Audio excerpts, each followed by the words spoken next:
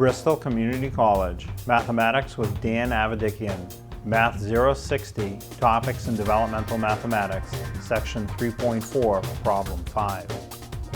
This is Section 3.4, Problem 5. It says multiply the given numbers, and we have 44.62 times 8.2. So to do this by hand, what I want to do is first start off by multiplying this in a vertical format. So I'll write 44.62, and underneath I'll write 8.2. Now, to do the problem, at first just multiply as if there are no decimals at all. Multiply 4,462 times 82. Just ignore the decimals. So 2 times 2 is 4.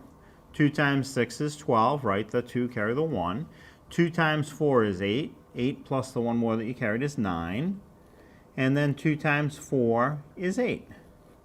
Now you go down to the next level. You want to move over one position to the left. You can either leave it blank or fill in a 0 to hold your place. And now multiply the 8 through the top. So 8 times 2 is 16. For 16, write 6, carry the 1. 8 times 6 is 48. 48 plus the 1 more that you carried is 49. Write the 9, carry the 1. There's already 1 there. 8 times 4 is 32. 32 plus 1 more that you carried is 33. Write the 3, carry another 3.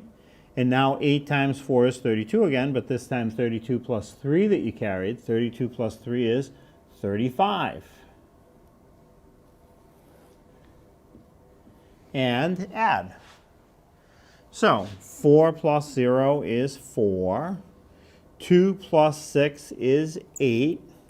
9 plus 9 is 18. So write the 8, carry the 1. 1 plus 8 plus 3. So 1 plus 8 is 9. 9 plus 3 more is 12. Write the 2, carry the 1. 1 plus 5 is 6. And then nothing plus 3 is 3.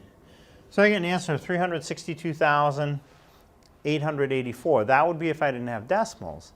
But now I have to put the decimal into the answer. So go back to the question and see how many digits there were after the decimal in the question. If I count it up, there are 3 digits after the decimal altogether. So now go to my answer, and if I want to have 3 digits after the decimal, I'll put that decimal point between the 2 and the first 8 in the answer, and my answer is 362.884.